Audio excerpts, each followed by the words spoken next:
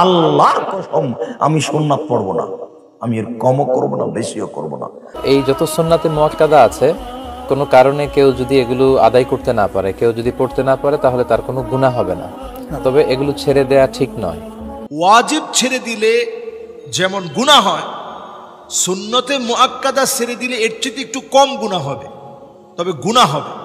একদল প্রশ্ন করে, হুজুর সুন্নত না পড়লে কি জাহান্নামী হব? প্রশ্নটা দেখেন কি প্রশ্ন। এই প্রশ্ন কোনো সন্দেহ নাই, এটা ইবলিস আপনারে শিখাই দিস। জোহরের নামাজের পূর্বে যে 4 রাকাত সুন্নত রয়েছে, এই সুন্নতটি সুন্নতে মুআক্কাদা। একান্ত কোনো বড় ধরনের কোনো সমস্যা ছাড়া এই সুন্নত ছেড়ে দিলে সুন্নতে মুআক্কাদা তরক করার জন্য গুনাহগার হতে হবে। ফরজ আগে পালন করো, সুন্নত নফল মুস্তাহাব পরে কইরো, আমার কোনো আপত্তি নাই। শয়তানের সবচেয়ে বড় টার্গেট হলো সুন্নাহকে সমাজ থেকে দূরীভূত করা এবং ধ্বংস করা। আসসালামু আলাইকুম দর্শক, জামাতে নামাজ শেষে দেখা যায় একদল সাথে সাথেই মসজিদ থেকে বের হয়ে যায়। দেখা যায় তারা জামাতে নামাজ পড়ে ঠিকই, কিন্তু সুন্নত নামাজ আদায় করে না। দর্শক, আজকের ভিডিওতে আমরা জানবো ইচ্ছাকৃত ভাবে বা অনিচ্ছাকৃত ভাবে সুন্নত নামাজ ছেড়ে দিলে কি গুনাহ হবে নাকি গুনাহ হবে না। দর্শক, আজকের এই ভিডিওটি এ বিষয় নিয়েই সাজানো হয়েছে। আজকের এই ভিডিওটি খুবই গুরুত্বপূর্ণ হতে চলেছে, তাই ভিডিওটি কেউ স্কিপ করবেন না। দর্শক, এই সম্পর্কে আমরা জনপ্রিয় প্রসিদ্ধ কয়েকজন আলিমের মুখ থেকে মতামত জানবো। এই আলিমদের মধ্য থেকে যে আলিমদের মতামত সহিহ কোরআন হাদিস এবং দলিল ভিত্তিক মনে হবে, সেটি আপনারা আপনাদের বিবেক দিয়ে গ্রহণ করবেন।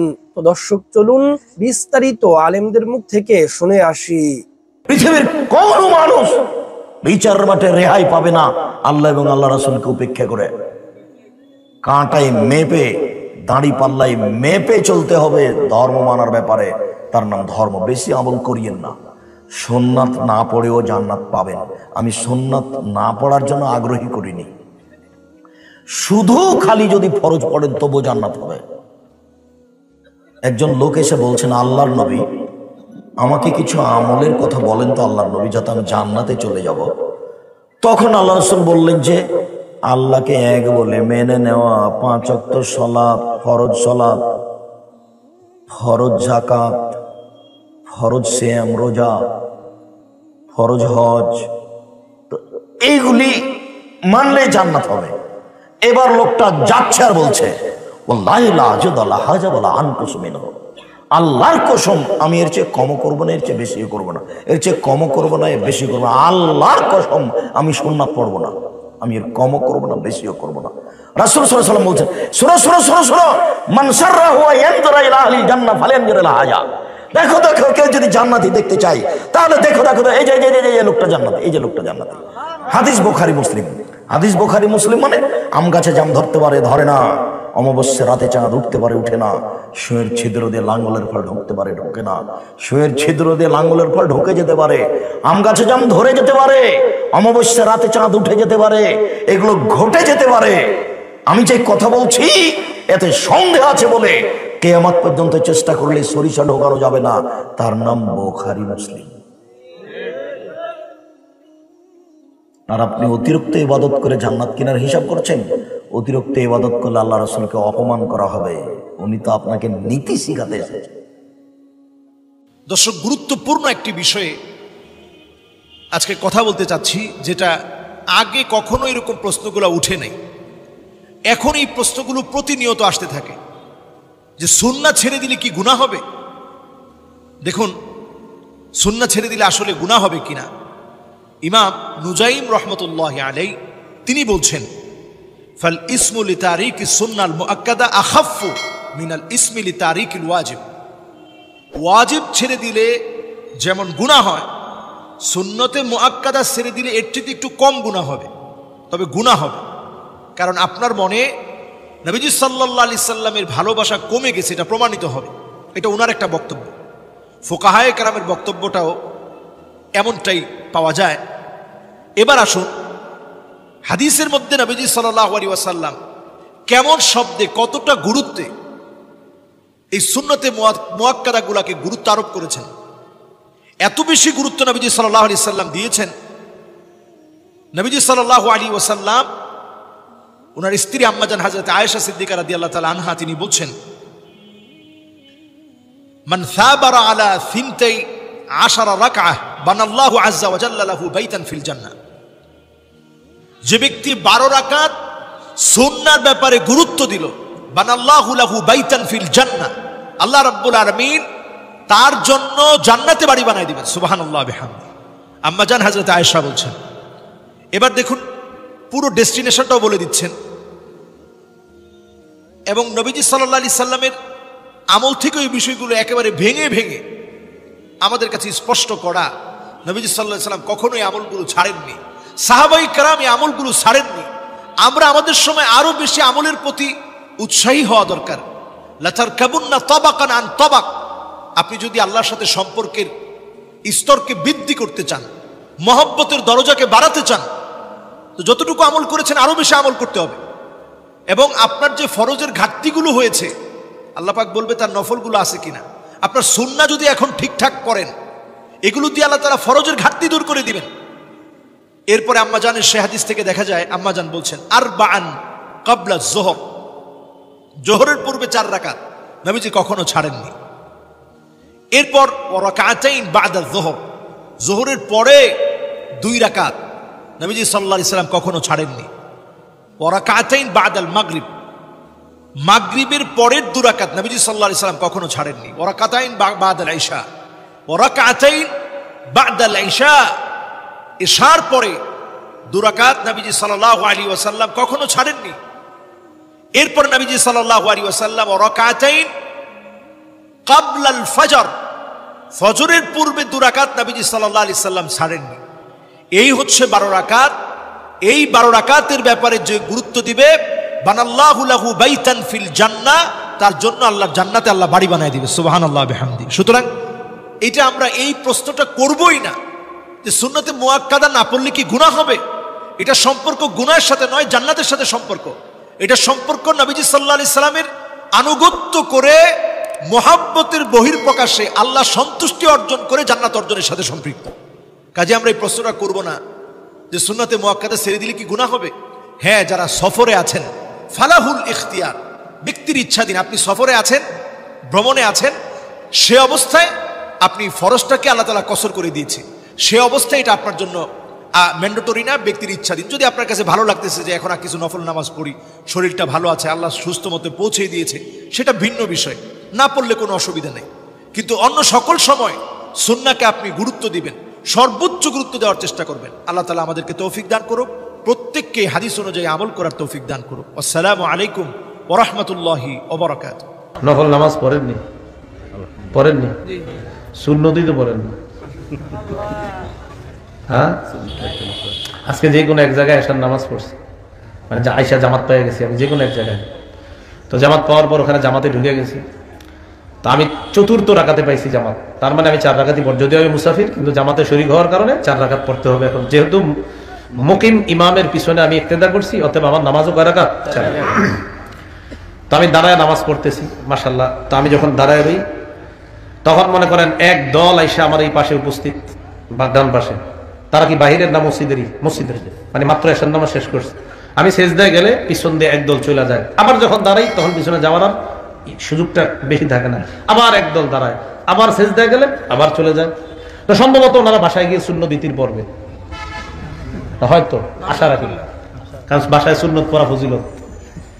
আমি কি করলাম, সালাম ফিরে তাড়াতাড়ি বাহিরে আসছি দেখার জন্য যে কোথায় ওনারা।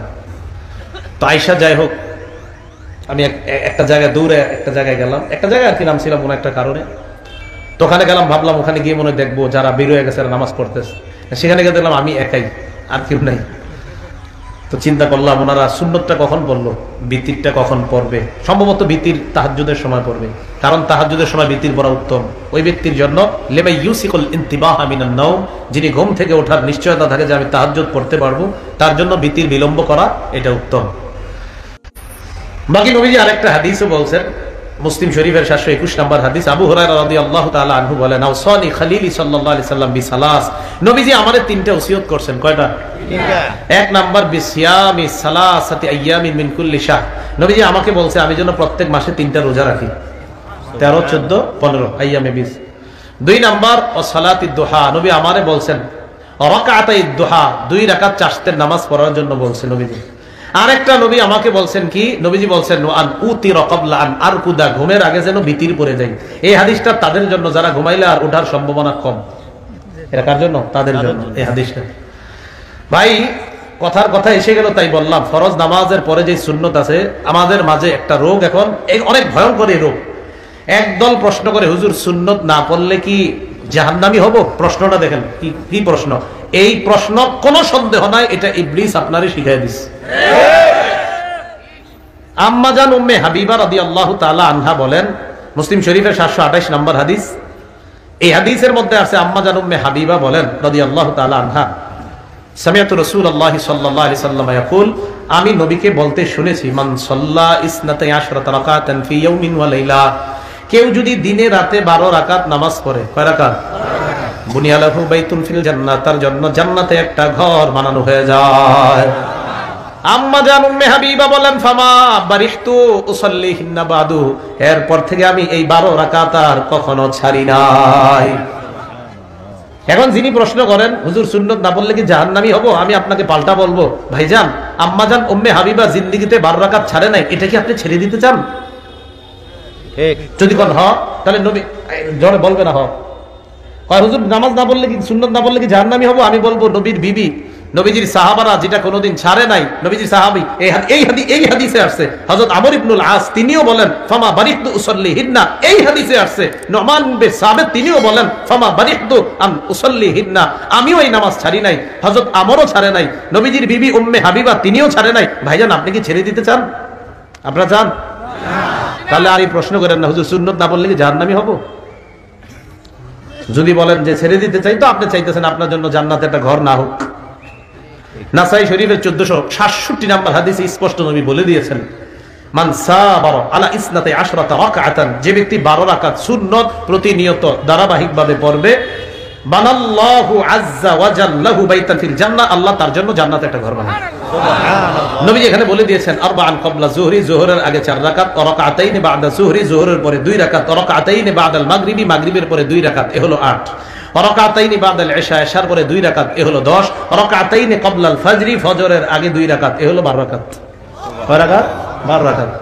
এরপরে আপনি বলবেন হুজুর সুন্নত না পড়লে কি জাহান্নামী হব? আমি বলবো নবীজি বলছে সুন্নত পড়লে আপনি জান্নাতে একটা ঘর হবে। আপনি কি ঘর চান নাকি এই প্রশ্ন চান? আমি পাল্টা আপনাকে এটা বলবো, যদি বলেন প্রশ্ন, তাহলে বলবো তাহলে তার জান্নাতে ঘর দরকার নেই। আপনার এই জাতীয় প্রশ্ন করবেন না যে সুন্নত না পড়লে কি জাহান্নামী। এক নিঃসন্দেহে এটা শয়তান আপনারে শিখায়, হলো আপনারে সুন্নত পড়াইতে চায় না, যে পড়িস না, আয়াপর।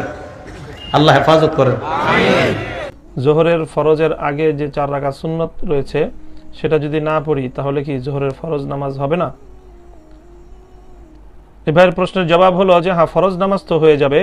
ফরজ নামাজের শুদ্ধতা এটি সুন্নতের উপর নির্ভরশীল নয়।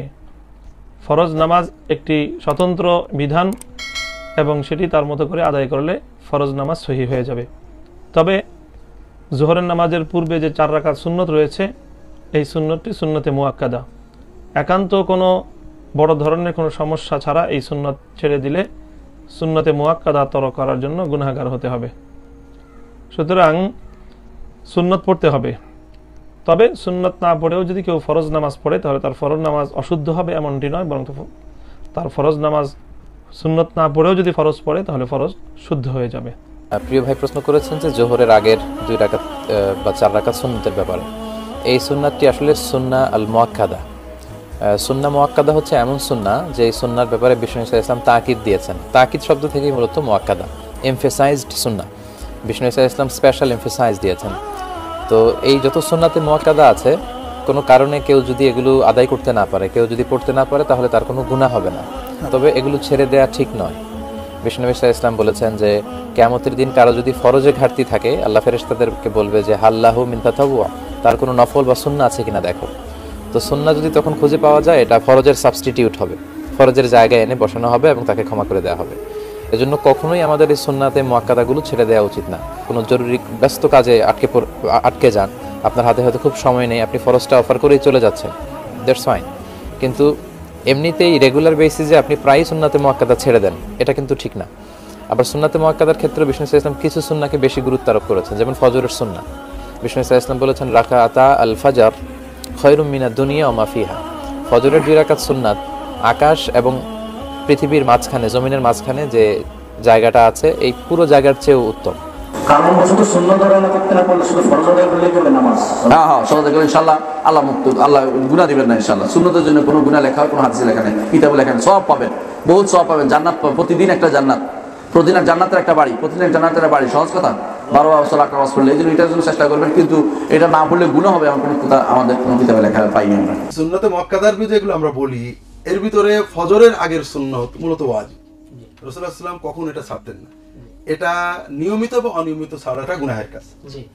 বাকি সুন্নতগুলো জোহরের আগে, জোহরের পরে, মাগরিবের পরে, ইশার পরে রাসূলুল্লাহ সাল্লাল্লাহু আলাইহি ওয়াসাল্লাম পড়লে সওয়াব হয়, ব্যাপক বলেছেন। না পড়লে কোনো নিষেধাজ্ঞা বা আপত্তি তেমন পাওয়া যায় না। এই জন্য এটা যদি কেউ মাঝে সাথে প্রয়োজনে ছেড়ে দেয়, কোনো গুনাহ হবে না, অনুচিত হবে।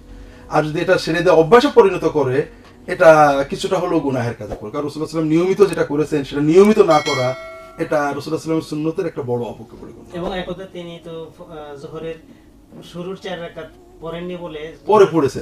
জি, জোহরের আগের সুন্নত পড়তে পারেননি, সেটা আবার পরে ঘরে যেয়ে পড়েছেন। এটা দ্বারা বোঝা যায় তিনি এটাকে অত্যন্ত গুরুত্ব দিতেন। সুন্নাত নামাজ না পড়লে কি গুনাহ হবে? সুন্নতে মুআক্কাদা নামাজ না পড়লে গুনাহ হবে। গুনাহ শব্দের অর্থ ক্ষতি। ক্ষতি তো অবশ্যই হবে।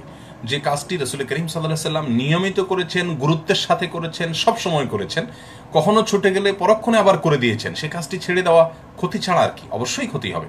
তবে সেই ক্ষতিটাকে আমরা কবিরা গুনাহ হবে, মহাপাপ হবে, শাস্তিযোগ্য অপরাধ হবে, এরকম ক্ষতি বলতে পারবো না। কারণ সেরকম ক্ষতি বলতে হলে আমাকে প্রমাণ হাজির করতে হবে। নবী আলাইহিস সালাতু ওয়াস সালাম কোনো কাজ নিয়মিত করলেও সেটা যদি সুন্নাহ থাকে, সুন্নতে মুআক্কাদা হয়, তাহলে সেটা তরক করলে গুনাহ বা কবিরা গুনাহ হয় না, তবে ছোট গুনাহ হয়, অর্থাৎ ক্ষতি হয়। বিনা কারণে এটা ছাড়া উচিত না।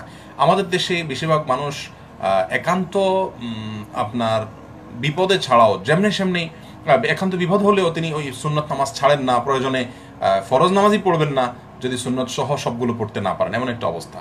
আর এরাবিয়ানদেরকে আমরা দেখেছি ম্যাক্সিমাম ক্ষেত্রেই, ওলামা ইকরাম বাদে সাধারণ মানুষের একটা বড় অংশ, তারা ফরজ নামাজের কোনো গুরুত্ব, ফরজ নামাজের গুরুত্ব তাদের কাছে সুন্নত মুআক্কাদা নামাজের কোনো গুরুত্বই নেই, তারা দৌড়ের উপরে থাকে, এটা জায়েজ না। প্রশ্ন হলো, ফরজ সলাত ছাড়া অন্যান্য যেই নফল সলাতগুলো আছে, সুন্নত এবং নফল, ওইগুলো না পড়লে গুনাহ হবে কিনা? আমরা বলবো ওইগুলো না পড়লে গুনাহ হবে না, তবে আপনি ক্ষতিগ্রস্ত হবেন। ওইগুলো না পড়লে গুনাহ হবে এমন কথা আল্লাহ রাসূল সাল্লাল্লাহু আলাইহি সাল্লাম বলে যান নাই। যা আরবিয়ুন ইলান নবী সাল্লাল্লাহু আলাইহি সাল্লাম, একজন আরবি আল্লাহ রাসূলের কাছে আসলেন, বেদুইন, এসে বললেন যে ইয়া রাসূলুল্লাহ, আমাকে ইসলাম সম্পর্কে কি কি আমল করব বলেন। তখন আল্লাহ রাসূল বলেন, খামসু সালাওয়াতিন ফিল ইয়াউমি ওয়া লাইলা, দিনে রাতে 5 ওয়াক্ত নামাজ। তখন ওই ব্যক্তি জিজ্ঞেস করলো, হাল আলাইয়া গায়রা, ওইটা ছাড়া আরো কোনো নামাজ কি আমার জন্য আছে? আল্লাহ রাসূল বললেন, লা ইল্লা আন তাতাওয়া, নাই, তবে তুমি যদি অতিরিক্ত করো তোমার জন্য ভালো।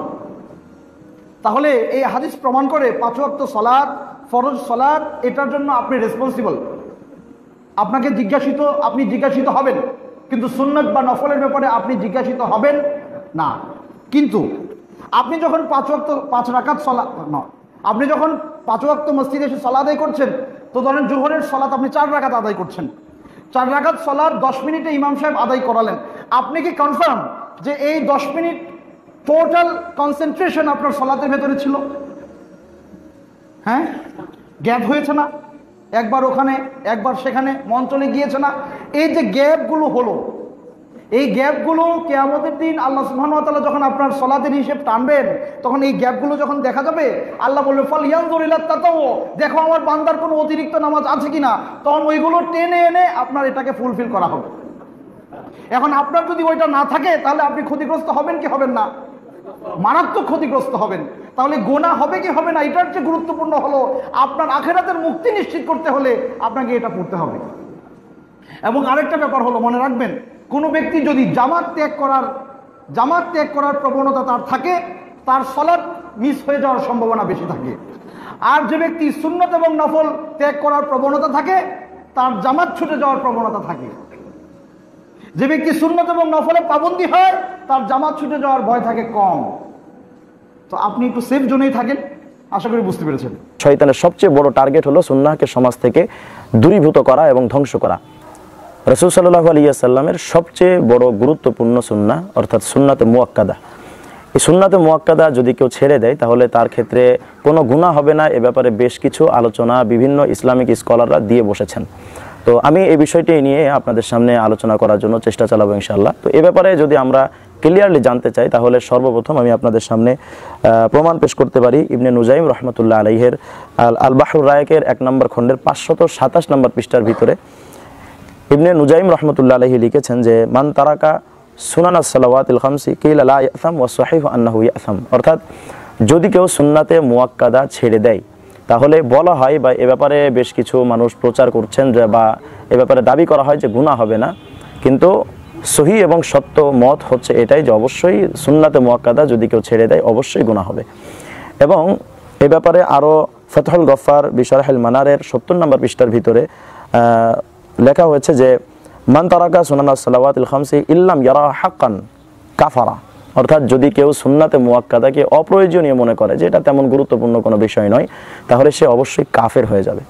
পক্ষান্তরে ওয়া ইন রাআহা হাক্কান, কিন্তু যদি এটাকে মনে করে যে না এটা অবশ্যই জরুরি বা গুরুত্বপূর্ণ বিষয় কিন্তু এতদা সত্ত্বেও ওয়া তারাকাহা, সে ছেড়ে দিল, কিলা লা ইয়াসাম, বলা হয় যে যদি কেউ প্রয়োজনীয় মনে করা সত্ত্বেও যদি সুন্নাতে মুআক্কাদা ছেড়ে দেয় গুনাহ হবে না, কিন্তু ওয়াস সহিহু আন্নাহু ইয়াসাম, কিন্তু সত্য কথা হলো এটাই এবং সত্য মত হচ্ছে এটাই যে অবশ্যই গুনাহ হবে।